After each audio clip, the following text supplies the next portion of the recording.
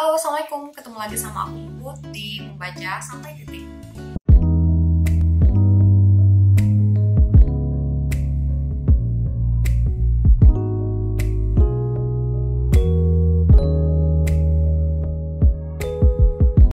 Balik lagi seperti biasa, kali ini aku bakal nge-review buku lagi, ngebahas buku lagi. Dan buku ini tentang buku yang sebelumnya juga udah aku review. Ada hubungannya dengan buku yang sebelumnya udah aku review, yaitu buku masih ingat gak ya? Buku Azhar Nurun Allah yang judulnya Tuhan Maha Romantis. Ini nih bukunya yang dulu aku pernah bilang ini bukunya buku duologi. Nah, kelanjutannya adalah buku yang judulnya Konspirasi Semesta. Ini buku keduanya. Kalau nggak salah di video aku sebelumnya yang aku ngebahas tentang Tuhan Maha Romantis, aku bilang kalau ini duologi. Dan kebetulan beruntungnya aku ternyata lagi ada diskon di Tokopedia, mencari diskon. Akhirnya aku beli bukunya lagi deh, yang kelanjutannya dari Tuhan Maha Romantis. Beli buku ini, Konspirasi Semesta. Nah, kebetulan nih mumpung aku ingat, kan aku punya tiga bukunya dari penerbit yang sama, dari penulis yang sama. Cuma kemarin pas aku tata dia di rak buku, ini kayak ada yang aneh gitu loh. Aku nata nih, ngadepnya ke kanan semua ya, ke depan semua. Cuma pas ternyata dilihat dari samping, ini tuh nggak sama. Kelihatan nggak sih ya? Ya nggak sih, ini tuh semuanya ke arah sana loh. Kanan nggak sih bilangnya ya, ke arah kanan.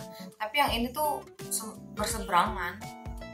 Ya kan, jadi kayak pas aku nata itu kayak nggak rapi gitu loh, karena kan jajarnya pasti begini. Cuma yang lainnya tuh pada kebacanya arah ke bawah, tapi yang dia nyeleneh sendiri arahnya ke atas gitu kan.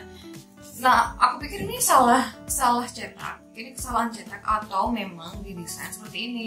Tapi kayaknya kalau emang didesain kayak gini nggak mungkin ya, soalnya semua buku kan arahnya kalau ditaruh nih ngadep ke atas bukunya, pasti kan tulisannya kan bisa kita baca kan, nggak malah kebalik. Ini kalau yang Konspirasi Semesta ini malah kita ngebacanya jadi kebalik gitu loh, jadi ngadep ke atas kalau pas dibaca dari samping begitu. Tapi nggak tahu deh ini maksud salah cetak apa enggak ya.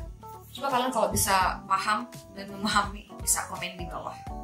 Oke, lanjut, selesai kita bahas tentang cover bukunya. Nah, kemudian ini tentang buku Konspirasi Semesta ini adalah buku ini terbit di tahun 2016. Ya, cetakan pertama ini terbit di tahun 2016. Jadi kira-kira 2 tahun setelah buku pertamanya terbit. Nah, cetakan kelimanya itu di bulan Januari kemarin. Iya. Di bulan bukan Januari, di Juli kemarin di tahun 2020 itu cetakan kelimanya. Jadi ini terbitnya dia pertama kali sekitar 2 tahun setelah novel Tuhan Maha Romantis. Ini buku fiksi ya. Kalau penerbitnya tetap ya sama, jadi penerbitnya adalah Azharologia. Ya pasti sama kan ya. Dan gimana sih bukunya? Nah, ketika aku beli buku ini dan aku baca sinopsis di bagian belakangnya, aku mengira bahwa ini pasti kayaknya sih dari versi si cewek. Jadi kan buku yang pertama tuh di Tuhan Maha Romantis, tokoh akunnya itu sebagai Rijal, si laki-laki. Tapi di sini karena di sinopsisnya dia tertulis, coba aku bacain ya. Di sini tertulis, jika harus diadu siapa di antara kami yang cintanya lebih besar, aku percaya diri, akulah juaranya. Ia jatuh cinta padaku pada pandangan pertama, sementara aku jatuh cinta bahkan sebelum memandangnya. Anissa Larasati. Nah, karena di sini ada keterangan Anissa Larasati, aku kira ini kayaknya dari versi ceweknya deh, dari versi si Laras. Dan ternyata bener dong. Ketika aku baca bukunya, memang di sini tokoh akunnya itu adalah Laras. Dan pas aku baca sinopsisnya, di sini kan ada jelas banget ya tentang mengadu cintanya siapa yang lebih juara, yang Anissa mengaku bahwa dia jatuh cinta bahkan sebelum memandangnya. Aku kira ini bakal ngebahas kayak konflik antara Laras sama Rijal setelah mereka menikah gitu kan. Ada konflik apa lagi setelah mereka menikah, dan sebenarnya aku penasaran dengan itu karena novel pertamanya itu lumayan membuat aku terkesan. Jadi aku penasaran setelah mereka menikah bakal ada konflik apa lagi. Tapi ternyata buku ini tidak membahas tentang konflik antara dua orang ini. Jadi di buku ini diceritakan bahwa Anissa Larasati ini punya masalah konflik sendiri dengan masa lalunya. Jadi dikisahkan dalam buku ini, dalam cerita flashbacknya si Nisa, dia dulu pernah bertemu dengan seorang laki-laki bernama Ronald, dan Nisa sempat jatuh hati sama si Ronald ini. Kemudian juga ada tokoh baru yang diposisikan sebagai sahabatnya Nisa, namanya Siska, sahabat masa lalunya. Siska di sini digambarkan sebagai seorang gadis yang terlalu dimabuk asmara sampai pada akhirnya dia menyerahkan kesuciannya pada si pacar dia. Nah, dikisahkan dalam buku ini dua tokoh di masa lalunya Nisa ini ternyata menimbulkan trauma mendalam buat Nisa, sehingga sampai akhirnya Nisa ini sempat menarik diri, menjauh diri dari laki-laki. Dan menurut aku pribadi, setelah aku membaca buku kedua dari Tuhan Maha Romantis, kok rasanya beda ya. Bedanya itu kalau yang pertama aku ngerasa terkesan banget dan aku ngerasa bagus banget novelnya. Cuma di buku kedua ini, sorry banget aku bilang kalau biasa banget, karena yang pertama itu jelas banget kalau pemilihan katanya juga bagus banget. Kemudian ada beberapa nasihat yang dia selipin di buku pertamanya. Cuma di buku kedua ini kayak hambar gitu loh, kayak yang ya udah biasa aja, novel lanjutan gitu. Sebenarnya ada beberapa poin yang membuat aku ngerasa kurang oke sama buku keduanya ini. Jadi poin yang pertama itu karena aku rasa ini bukunya terlalu banyak cerita tentang masa lalu Laras gitu. Jadi kayak terkesannya flashback aja, tapi nggak ada konflik yang benar-benar kuat dalam cerita ini gitu loh aku rasanya.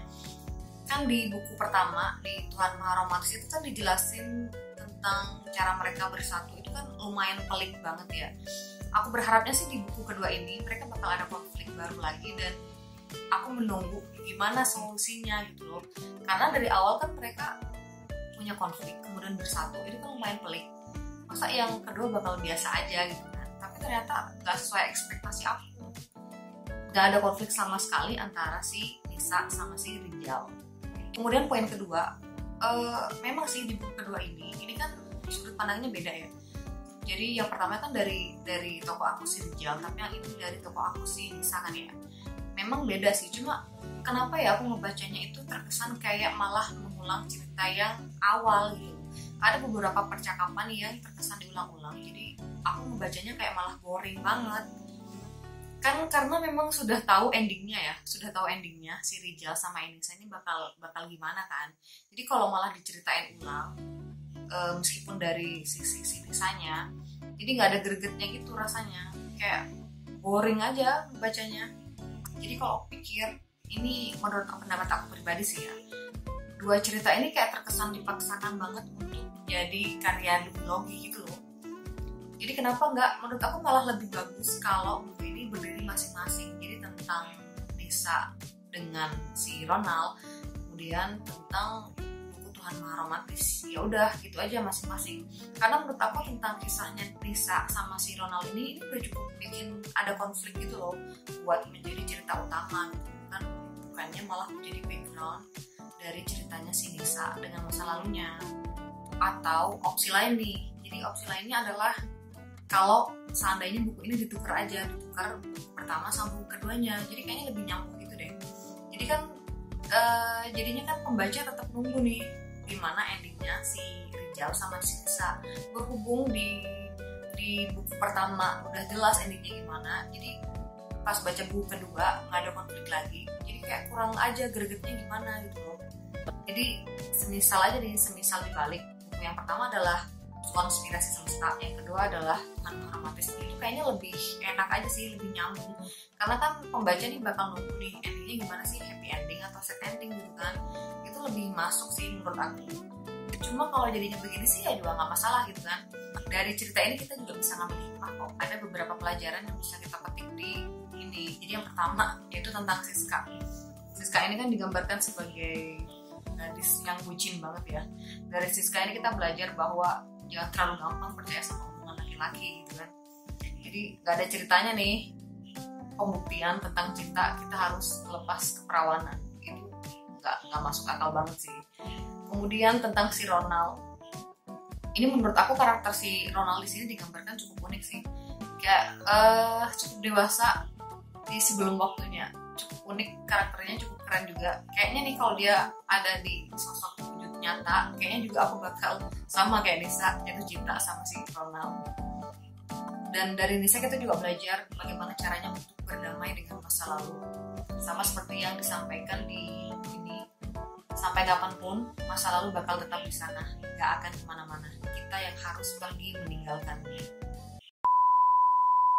Jadi itu review dari aku tentang buku Konspirasi Semesta, buku kedua dari Tuhan Maha Romantis. Itu pendapat aku aja, menurut aku aja. Bukan nggak bagus, tapi bagus juga. Cuma rasa-rasanya itu jauh dari ekspektasi aku setelah aku membaca buku pertamanya.